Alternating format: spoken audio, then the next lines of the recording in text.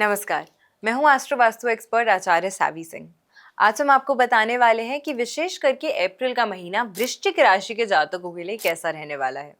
अप्रैल का महीना आ गया है, आप सब जानना चाहते हैं कि कौन से बड़े चेंजेस, कौन से बड़े चैलेंजेस जो हैं इस महीने के अंतर्गत आपको देखने को मिलेंगे। पॉजिटिव चीज़ों की भी बात करेंगे और साथ के साथ ये भी बताएंगे कि कौन सी ऐसी जगहें हैं जहाँ थोड़ा सा प्रिकॉशन अगर आप लेके चलते हैं तो आपका जीवन जो है वो और ज़्यादा पॉजिटिव हो सकता है और गलत निर्णय लेने से आप पहले ही बच जाएंगे और सतर्क हो जाएंगे।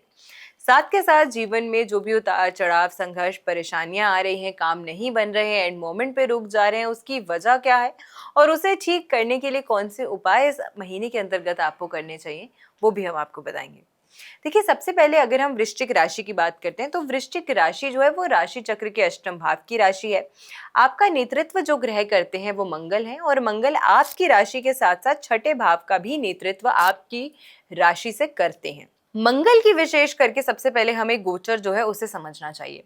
इस महीने के अंतर्गत मंगल जो है वो आपके पंचम भाव में स्थित है और पंचम भाव प्लानिंग का भाव है। पंचम भाव लव रिलेशनशिप्स का भाव है, फ्रेंडशिप्स का भाव है, संतान सुख का भाव है, एजुकेशन का भाव भी माना गया है। यानी कि जीवन के कई सारे महत्वपूर्ण हिस्से, महत्वपूर्ण चीजें, महत्वपूर्ण डिसीजंस जो है हमारे, वो इस पंचम भाव से आते हैं। यहाँ पर आपकी राशि के स्वामी का स्थित होना एक अच्छी चीज है, लेकिन यहाँ पर मंगल जो है वो अकेला नहीं बैठा, उनके साथ बैठे हैं शनि महाराज, उनके साथ बैठे हैं बुध और उनके साथ बैठे हैं प्लैनेट सूर्य। यानी कि पंचम भाव में आपकी राशि से जो प्लैनेट स्थित है आपकी राशि के स्वामी के साथ, चतुर्ग्रही योग जो है वो पंचम भाव में बना रहा है। पंचम भाव में ऐसे नेचुरली अग्नि तत्व प्रधान ग्रहों का बैठना, ये कहीं ना कहीं जो आपकी प्लानिंग है उसको प्रभावित डेफिनेटली करता है। पंचम भाव की अगर मैं बात करूं तो देखिए, यहाँ पर पंचम भाव जो है मंगल जो है वो इस महीने के अंतर्गत ऑलमोस्ट पूरा महीना ही है जो है, क्योंकि 2 अप्रैल से लेके 30 अप्रैल तक मंगल की जो प्लेसमेंट है वो यही इसी भाव में रहने वाली है। और साथ के साथ में सूर्य भी एक अग्नि तत्व ग्रह है। शनि के लिए कहा जाता है कि शनि डिले देने वाला ग्रह है और बुध एक ऐसा ग्रह है जो जिसके साथ बैठता है उसी की ही स्वभाव का हो जाता है। मंगल और शनि वैसे ही अपने स्वभाव में विपरीत हैं। साथ में सूर्य का भी जो यहाँ पे प्लैनेट प्लेसमेंट है, सूर्य मंगल के साथ तो मित्रता रखता है लेकिन शनि के साथ मित्रता नहीं रखता है।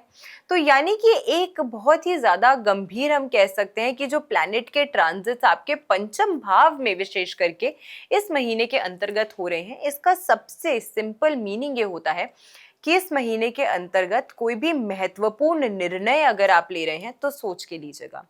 ये फाइनेंशियल प्लानिंग को भी दर्शाता है, ये रिलेशनशिप्स को भी दर्शाता है। यानी कि नए लोगों के साथ मिल रहे हैं, नए लोगों के प्रति आपका आकर्षण अगर बढ़ रहा है तो थोड़ा सा ठहर जाइए, सोच लीजिए, समझ लीजिए, सामने वाले व्यक्ति को परख लीजिए। बहुत ज्यादा भी उस पर दबाव मत बनाइएगा परखने समय, पर फिर भी थोड़े से अपने डिसीजंस को अगर सोच समझ के कॉन्शियसली लेते हैं तो उसमें किसी का नुकसान नहीं है। दूसरी चीज, इस महीने के अंतर्गत क्योंकि ये फाइनेंशियल प्लानिंग और सिंपली आपकी प्लानिंग का भी नेतृत्व करता है ये भाव, तो इस समय चाहे अपनी फाइनेंशियल प्लानिंग कर रहे हैं, कोई नई गाड़ी लेना चाहते हैं, नया घर लेना चाहते हैं, बंगला लेना चाहते हैं, कहीं पर भी अपना एक अमाउंट, सर्टेन अमाउंट जो है अपने पैसे का अगर आप निवेश कर रहे हैं तो उसके प्रति थोड़ा कॉशियस एंड कॉन्शियस आपको रहना है। इस महीने के अंतर्गत जो लोग शेयर मार्केट में काम करते हैं, शेयर मार्केट में अपना पैसा जो है वो नियमित रूप से निवेश करते रहते हैं, ट्रेड इन ट्रेड आउट करते हैं, उनके लिए थोड़ा सा, डे ट्रेडिंग करने वाले लोगों के लिए ये जो महीना है वो थोड़ा सा सतर्क और कॉशियस रह के चलने वाला डेफिनेटली रहने वाला है। क्योंकि इस महीने के अंतर्गत काफ़ी सारी ऐसी जगहें होंगी, काफ़ी सारी ऐसे अपॉर्चुनिटीज़ आपको दिखेंगी जहां आपको लगेगा कि हाँ, यहाँ अगर मैंने अपना पैसा लगाया तो डेफिनेटली दुगना होगा या डेफिनेटली मुझे फ़ायदा मिलेगा। लेकिन जितनी स्पष्टता और क्लैरिटी से आप ये सोचते हैं, हो सकता है कि उस चीज़ में, उस प्रोजेक्ट में या उस एक पर्टिकुलर इवेंट में उतनी स्पष्टता और क्लैरिटी ना हो। तो इस वजह से इस महीने के अंतर्गत आपको कोई भी बड़ा निर्णय जो है वो बहुत सोच समझ के और किसी की सलाह से ही लेना चाहिए। ये आपकी राशि वालों के लिए विशेष करके बहुत महत्वपूर्ण और इम्पोर्टेंट होगा। साथ में अगर हम बात करते हैं तो आपकी राशि के जो स्वामी है मंगल, इस समय के दौरान जो है वो पंचग्रही योग तो बना रहे हैं, साथ में चतुर्थ भाव में, जो कि सुख का भाव माना गया है, वहां पर राहु ट्रांजिट कर रहे हैं। और राहु की जो युति है आपके चतुर्थ भाव में, राहु की जो प्लेसमेंट है आपके चतुर्थ भाव में, ये बहुत ज्यादा पॉजिटिव जो है वो नहीं मानी गई है।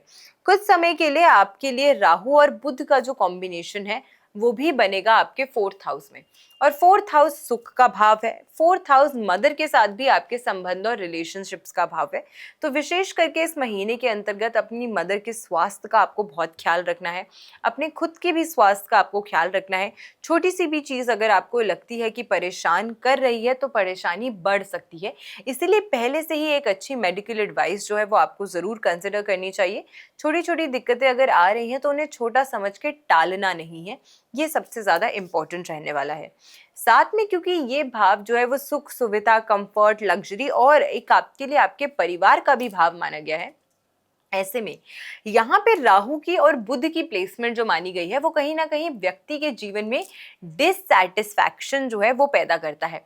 मुझे और चाहिए, मुझे और बेहतर चाहिए, मुझे इससे ज्यादा चाहिए।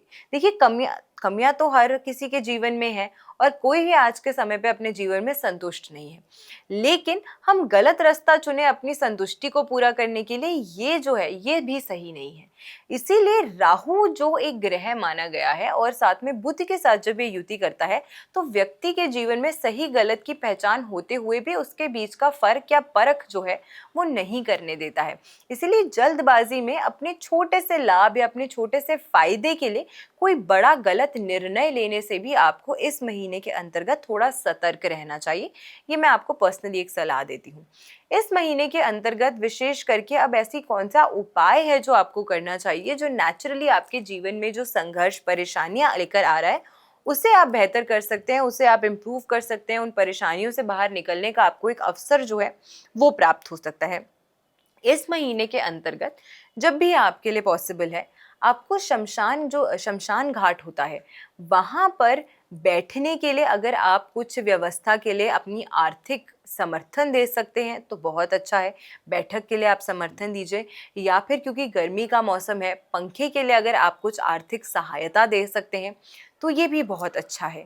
देखिए, सबसे पहले ये समझिए 2083 का संवत जो 19 मार्च से शुरू हुआ है, ये रौद्र संवत है और इसके जो राजा की उपाधि पे ग्रह आए हैं वो जुपिटर है।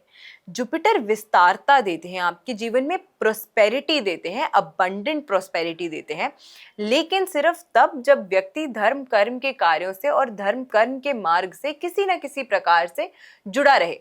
तो एक भी ऐसा उपाय या एक भी ऐसी चीज जो आप अपने जीवन में अपने कर्मों को सुधारने के लिए कर सकते हैं, उसे करने से आपको संकोच नहीं करना चाहिए। तो ये छोटी सी रेमेडी इस महीने के अंतर्गत आप जरूर कीजिए। अगर आपका सामर्थ्य है तो बहुत ज्यादा लाभ आपको आपके जीवन में देखने को मिलेगा। नहीं है अगर आपका सामर्थ्य करने का, तो लाल फलों का दान जो है वो आप किसी जरूरतमंद व्यक्ति को कीजिए मंगलवार के दिन, ये भी आपको काफी फायदा देगा। मैं आशा करती हूँ आज की जो वीडियो है वो आपको पसंद आई होगी। वीडियो अगर अच्छी लगी हो तो ज़्यादा से ज़्यादा लोगों तक वीडियो को शेयर ज़रूर कीजिएगा और चैनल पे नए हैं तो चैनल को सब्सक्राइब करना बिल्कुल मत भूलिएगा। ऐसी वीडियोस के साथ फिर से हम लौट कर आएंगे। अगली राशि की हम बात करेंगे कि धनु राशि वालों के लिए कैसा रहने वाला है ये जो महीना है अप्रैल का। तब तक के लिए ज़्यादा से ज़्यादा लोगों तक इस वीडियो को शेयर ज़रूर कीजिएगा। नमस्कार, जय माता दी, राधे राधे।